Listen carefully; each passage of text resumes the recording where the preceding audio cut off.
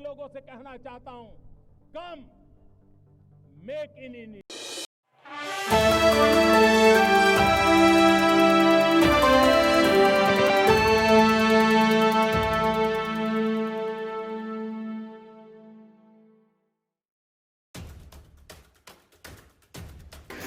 Bharatiya Janata party के साथ राष्ट्रीय लोकदल के गठबंधन की खबरों ने मथुरा की राजनीति में हलचल पैदा कर दी है।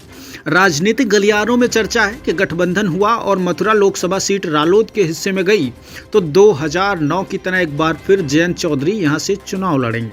रालोद को न सिर्फ मथुरा बल्कि प्रदेश के अन्य जाट बाहुल्य सीटों पर कोई जमीन वापस मिलने की उम्मीद है। इधर सपा खेमे में खलबली है। अब तक सपा रालोद गठबंधन के तहत मथुरा की सीट रालोद के खाते में है। 19 लाख से अधिक मतदाताओं वाली इस सीट को 3.5 लाख के करीब जाट मतदाता होने के कारण मिनी छपरौली कहा जाता है। 2009 में रालोद ने जयंत चौधरी को भाजपा के साथ गठबंधन में इस सीट से लॉन्च किया था।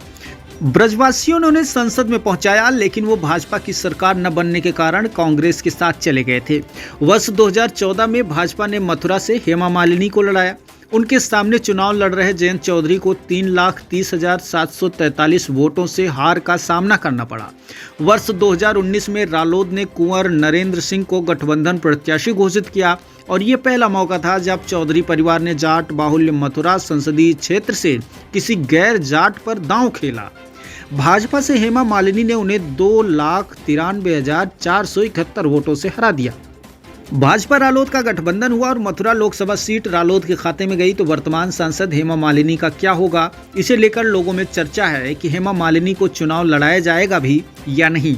आपको बता दें कि मथुरा लोकसभा सीट पर करीब 19.23 लाख मतदाता हैं। इनमें करीब 3.5 लाख जाट हैं, करीब 3 लाख ब्राह्मण ठाकुर हैं, करीब 1.5 लाख SC हैं और इतने ही वैश्य परिवार से हैं। 1.25 लाख वोट जो है वो मुस्लिमों का है और 70,000 के आसपास यादव मतदाता हैं, जबकि अन्य जातियों के करीब 4 लाख वोटर हैं। मथुरा लोकसभा सीट का वर्ष 1957 से रिकॉर्ड देखें तो अब तक भाजपा ने अकेले लड़ते हुए 6 बार जीत हासिल की है। कांग्रेस ने 4 बार जीत हासिल की है। सपा और बसपा का अब तक खाता नहीं खुला है। इस तरह से देखा जाए तो मथुरा लोकसभा सीट पर इस वक्त संशय के बादल मंडरा रहे हैं और यहां से जयंत चौधरी यदि चुनाव लड़ते हैं और भारतीय जनता पार्टी के गठबंधन के साथ चुनाव लड़ते हैं तो वाकई उनकी जीत निश्चित है। लेकिन सबसे बड़ा सवाल यही है, अभी भी जो राष्ट्रीय लोकदल के कार्यकर्ताओं के गले नहीं उतर रहा है वो ये है कि क्या राष्ट्रीय लोकदल के मुखिया जयंत चौधरी ने भारतीय जनता पार्टी से वाकई गठबंधन कर लिया है?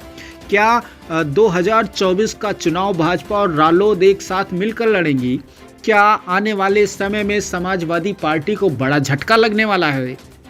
ये तमाम वो सवाल हैं जो राजनीतिक गलियारे में इस वक्त हॉट टॉपिक बने हुए हैं। ब्यूरो रिपोर्ट, नई दिल्ली।